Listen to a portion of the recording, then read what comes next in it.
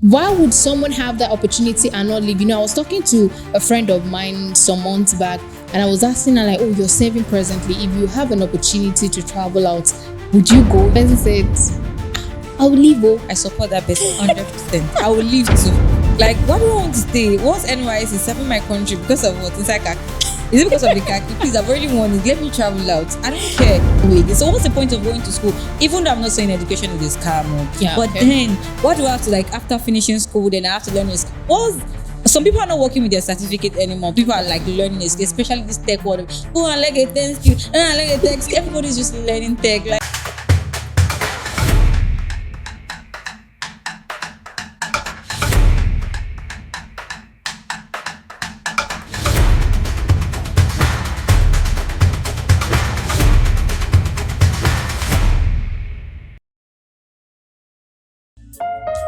it's that time of the year again, Valentine's Day. It is dedicated to love in all its form. Either it's a romantic relationship, friendship, family bond, and even self-love. Social media is presently buzzing. Restaurants are getting fully booked. Everywhere you turn to remind you of love. Everybody is showing love at this point. You see memes out there. People talking about Valentine's packet. People talking about boyfriend and girlfriends and, teasing their friends that are single. This brings us to the question, what is love? Love in its own deep definition means commitment. It means, building something meaningful, nurturing something, staying even during the difficult times, during the tough times.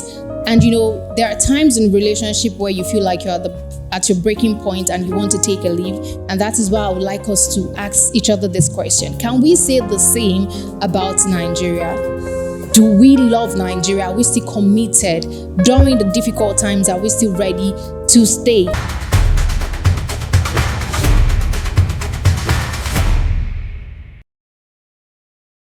Hello and welcome to Veegilants Podcast. This is a podcast where we talk about issues going on in the society, issues that affect everyone. When I'm talking about this, I'm talking about civic matters because, we look keenly into these issues and we bring about different perspective to it. I'm your host, Olaiton Babatini, and with me in the studio, I have the ever vibrant energy goddess, beautiful, and she's also a presenter. Let me have that to hit. Olaiton Adebayo. Good afternoon, Olaiton. How are you doing? Good afternoon. I'm doing well. I'm doing great. Good to see. Good to know that, because looking at you, I can see that you're really looking good. I'm not looking bad yourself. Oh, thank you. All right. So today is Valentine's Day, and everywhere you turn to, it's all about love. About the red and packages, white. Exactly.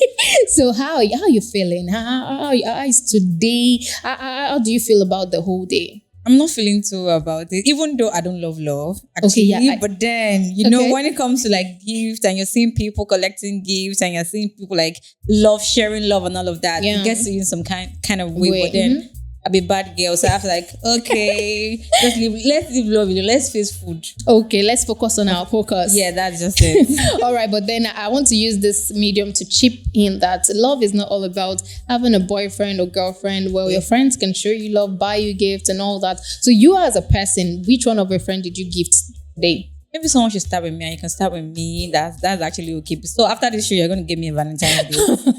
All right. Okay, so earlier I asked the question like, when we talk about love, I talked about what love means in its definition, and I'm asking like, okay, can we say the same about Nigeria? So a lot of Nigerian youth has lost faith when it comes to Nigeria. And it's not their fault.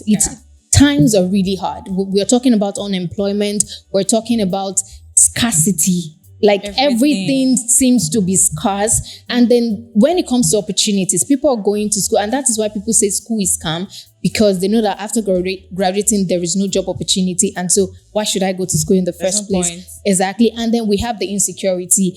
There is no like, we are not sure we are even secured. We're not sure we are fine in Nigeria. And that is why this Japa syndrome has heightened. This is why people are leaving the country. This is why people feel like the land is greener on the other side, just like Adekunle God. Just like how Adekunle God said it. So I would like to ask you, what is Japa for you? Do you really think Japa was it, or you still believe in us nurturing, building something meaningful in Nigeria? It's a two-way something for me because now I want to really, really japa. I want to join the category of people like, okay, fine, when they come out, I just got back, the IJGB people. Okay. But then I won't say that people traveling out are making the wrong decision, but they've tried and like to make things work over here, but it's not working. So the next thing for them to do is probably just go to another country to look for another greener pasture, like you said. Yeah. Because Nigeria is not like, it's not getting better. We're getting worse day by day. Things are not like moving on very well. Even people that ask jobs, they're not like getting it right. Even it's more or less like, okay, fine, when you graduate, you'll be like, you get a better job. But now when you graduate, you learn another skill again. So what's the point of going to school? Even though I'm not saying education is a scam, but then what do I have to, like, after finishing school, then I have to learn a skill? Some people are not working with their certificate anymore. People are like learning it, especially this tech world. Oh, I like a tech skill. I like a tech skill. Everybody's just learning tech. Like, and some people don't just have the brain to like do that thing. Yeah, I think I agree with you. In the past, we believe that when you go to school and you're done with school, you're gonna get a good job, you're comfortable, you're doing well for yourself, and everybody wants to go to school because of that. Even our parents' generation, they believe in that. And I think when I was in 100 level 2, I also had the thought of, after school, I just want to get a job and and be comfortable. And the only thing that was in our head was like, okay, fine, I need to get a perfect GPA. Exactly. Let me just make this 4 points and I'll get a better job. But then your house with a first class, you're not even getting a better job. So what's the essence of you getting with 4 points or 2.2 or 2.1? And some people that even have like this is a 2.2, they're making it. So yeah, when we're in 100 level, like I said, there was this conversation of, those that graduate with first class, they're how they can't get a job because even the person that is managing the company you're going to, he only graduated with 2.2. So you are coming with first class. And you think you want to get a job. So I think then I didn't have the push for graduating with first class and all that. I just want to graduate with a good grade, like graduate with 2.1 and be good. But then I think now it's all about your skills. It's not even about what you graduate with anymore. So it's always like what you can offer them. Exactly. You'll be like, when you get to like for a job with Navi, they'll be like, okay, fine. What can you offer us? What can you do? Not bring your certificate. What the hell is your certificate? Imagine someone going to school studying mass communication, and after school, the job offers you're getting is teaching.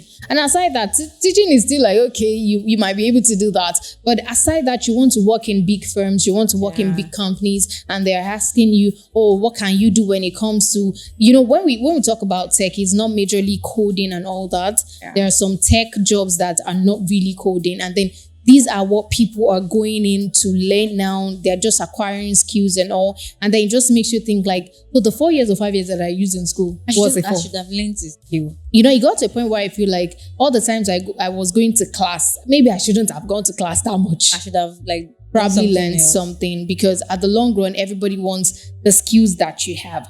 Now, with what you're saying now, it's obvious that you also believe that the land is greener on the other side. And like I said earlier, our parents do believe that when you go to school, when you put in the right effort, when you graduate to good grades, you're going to get a better job, and then it's more like you're fulfilling your dreams at that point in time. But then that is not the issue right now. I guess that was Nigeria. That was then. But he worked for them actually. But he worked for them, and that is why they believe that it would continue that way. But then the Nigeria of today is telling us day in, day out that if you don't have skills, even if you have you'll skills, be out on. That's not that. Let me get this straight. Okay. Even if you have a skill, that doesn't mean you're going to get a job. Definitely. Because do you know how many people have that skills that you have? Exactly. So I'm not saying it's not a point that you're learning it, because it will definitely get better for you one day. But the fact that you just need skill, like example, okay, fine, I'm going to get a job. Babe, boy, you're going to struggle. And should we talk about the meager amount of money you get paid for the skills you have? See, I don't know. It's like that's on its own. It's on another level. And it's even discouraging. Let me just put it that way. Very, very. Because the notion that people have about tech is that, okay, fine, once I learn tech like this, I'll have this money. Exactly. Money. It's not a big lie, but when you get that better opportunity, it's just like a step-by-step process. Sure, you get. Yeah. That's it. All right. So I would like to know, do you believe there's still path to success in Nigeria without leaving? Without traveling out? With the system that we have right now, if you have a better connection and you get a better job, you can actually achieve whatever you want to achieve in Nigeria. But if you don't have that connection and you don't have a better thing, you don't have a skill, or you're not doing great. So if you go there, I don't know if it will work out for you, fine. But then why not just try it and travel? Like if you have if you have the opportunity, just go. Yeah, I had a conversation with someone, I think around 2022, and I was all about, I want to travel out, I want a better life for myself and all of that. And the person was asked, and I was asking the person, if you have the opportunity, will you go? And the person said, why would I go? And I was like, everybody wants to travel out now. Why don't you? And he said, okay, the truth of the matter is everybody that is traveling out, they're traveling because they want to make money. What if I can make that money in Nigeria? The freedom they have over there, we have over here, they don't have it over there. Exactly. And then the enjoyment. When it comes to enjoyment, we know that Nigeria is the minister of enjoyment. Yes, the minister of enjoyment. Exactly, minister of enjoyment. We are always out having fun, bears and all of that. And then the person said, I can have all this fun when I'm in Nigeria, but it's almost impossible over there. But then does the person have a job? Yeah, definitely. And that's why you can't tell somebody that doesn't have a job and still struggling to it will be like a music in my ears. It will be like probably this broken record. Yeah. It sounds like a broken record to me. So let me just do my thing. You are doing your own thing. Leave it that way. Let me just travel out and go and see what is there. Let me go and see the freedom that I would not enjoy. Let me go and see it over there. All right. So, in regards to this too, in the past, I'm sure you must have heard this before. People outside the country telling you like, it's not easy here. The challenges of migrants and all of that. We're going through a lot. Don't come. Stay in Nigeria. Enjoy your stay in Nigeria. Everything is going well. And everything will be better. They all tell us that, and they're over there, living life. So, do you think Japa is overrated? I won't say it's like it works for different people anyhow and all of that. Though it's not overrated because people are looking for greener pasture, like better things to do. But you telling me not to come over there. Tell your business. Let me go home and enjoy whatever you're enjoying or suffer whatever you guys are suffering. Because let me see for myself. Then I'll be able to make my own points. Okay, fine. Is this worth coming for or just going back to my country? You guys are complaining that okay, fine, we don't have a better stuff here, but you guys are not living. You guys are still there. You guys should come home now. Come home. Let's make Nigeria better. Abi, come home. Come home. But now you guys are complaining, you have to pay for water. You have to pay for light. But in Nigeria, you guys have borrow. You guys have... Let me come and pay for water there. Let me come and pay for water there. All right. I think I get you because, yes, I have also heard that. And then they even make you feel bad for thinking you want to come over there, just stay in Nigeria, everything is going to be better and all. But then, like you said, brother is not coming back, but you kept saying that over there it's not okay. Some people they're taking their family members, they're taking their wives. Everyone. So what's the point? Don't advise. No, please, just stay in your lane. Don't give me that advice. If you're not going to come back, don't give me that advice. Let me see you come back and tell me that things are not so good there. If you stay in Nigeria, it's going to be better. I think that time I might take the advice. Okay, even look at this situation. I think a doctor came to Nigeria. I saw it on Twitter. Yeah. So he came to Nigeria to open up his own practice. I think I don't know, maybe it's Vedic stuff. He came to Nigeria. People I think he moved to Nigeria after maybe 20 years or so. People okay, fine. So he came back from I don't know what country. Yeah, I think USA. Yes, to come and live in Nigeria fully, and he's bringing most of his colleagues over there to come and set up a foundation over here that can help people and all of that. People were blaming me. I think he shared a podcast his own story, but people were complaining, why can't he just stay there? But he has his own reasons for coming here. That's his own reason. But me, I will still go there. Okay. So regardless, I feel like we can make the money even in Nigeria. If the money comes, why not make the money and go over there, enjoy yourself and come back. That's another scenario. Sincerely, but then I would really not blame people that want to travel out to study, to do their masters and all. Let's talk about the education aspect of it. We know that some people are just doing that as an excuse just to get out of the country. But then let's look at it. When we talk about the education over there, it is well structured. And when we talk about our education here, we have to deal with strike.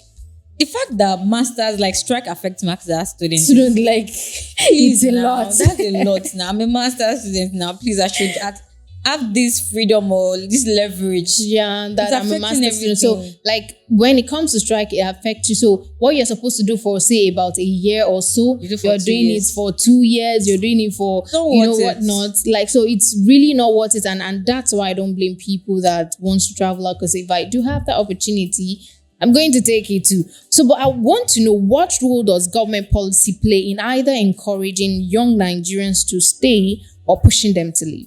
Yeah, when we talk about the government policy, it's very, very crucial because when a better policy is in place, there will be better jobs, at least maybe for incentive for startups and different things. But there's no better structure. There's nothing. The policy is not right. Even though they are putting the policy is in place, but they are not implementing it very well. So what's the essence? That's why people are traveling out. The administration is not working fine. So, but if you have a better policy, if you have a better implementation of the policy, you have a better jobs, people will stay and people will let me just go there for enjoyment and not for, in the past, traveling to abroad was not a major thing. Okay, I want to travel to abroad. It was just a thing of enjoyment for them. People are staying in Nigeria to achieve whatever they want to achieve. But now, everything on everybody's mind, most people's mind is now, I just want to travel out. Even if they don't know what they want to go and do over there, many people just want to travel out. And some people are there doing the cleaner jobs, dirty works that they can't even do in Nigeria, but still they just want to leave this country. But wait, how would you not want to travel out? I'm just thinking about it. How would you not want to travel out when you think about what's going on in the country? When we talk about the subsidy removal, there's a hike in price of stuff. Now, let's take, for example, NYSC members. They're leaving their comfort zone to go somewhere else to start life, fresh. And then at the end of the month, they get paid 33K. Please, let's go into the markets now and get things in the markets, because just a bottle of oil, I think I heard yesterday that it was for 3,000 naira. 3,000. So out of 33K, that's like 3,000 out of it. Now we have 30K. We're left with 30K. And then we're not talking about buying rice. We're not talking about, you can't even dare buy beans at this point in time. We're talking about buying beans. We're talking about buying noodles. A pack of noodles now is 10,000 naira out of 33K. Wait, how do they survive? That is the point. So why would someone have that opportunity and not leave? I was talking to a friend of mine some months back, and I was asking her you're serving presently. If you have an opportunity to travel out, would you go? You still have a few months to go. You still have about 7 months to go. And I think there's this one of the regulation of NYSC where they state that if you abscond, you're going to pay for the you start over exactly. Again. So I was like, can you leave and all that with all these rules? The person said, I will leave. I support that person 100%. I will leave too. Why do I want to stay? What's NYSC serving my country because of what? Inside khaki? Is it because of the khaki? Please, I've already won it. Let me travel out. I don't care.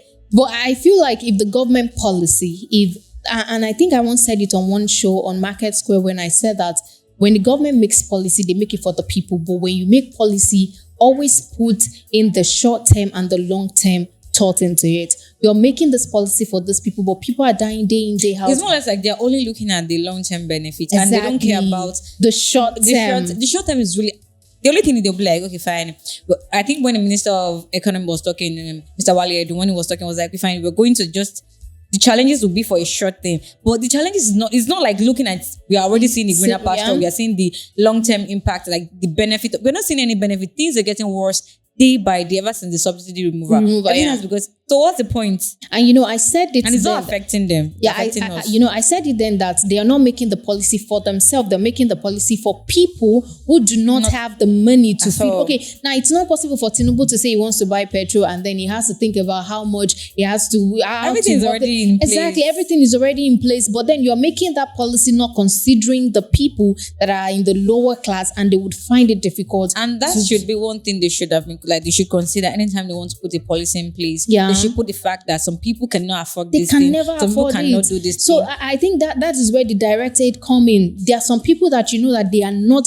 When we are talking about class, we have the higher class, we have the lower. There are some people that are not even in the lower class. The low class. Exactly. The lowest class. So of the lowest I feel class. like the government should put into consideration all of these things when they're making policy, and it is because of some of these policies that they make that a lot of people are trying so hard to leave the country. And if you would ask me to, if I have the opportunity, I'm out of here, actually. So many developed countries have structured system. Yeah. We know how things work over there that attract skilled workers. Even some of them will tell you, we need people to come over to our country to work. Exactly, health workers. We want them to come to our country to do stuff for us and all of that. That shows that even in Nigeria, we have skilled workers. But then the government are not even taking cognizance of this and making use of what they have.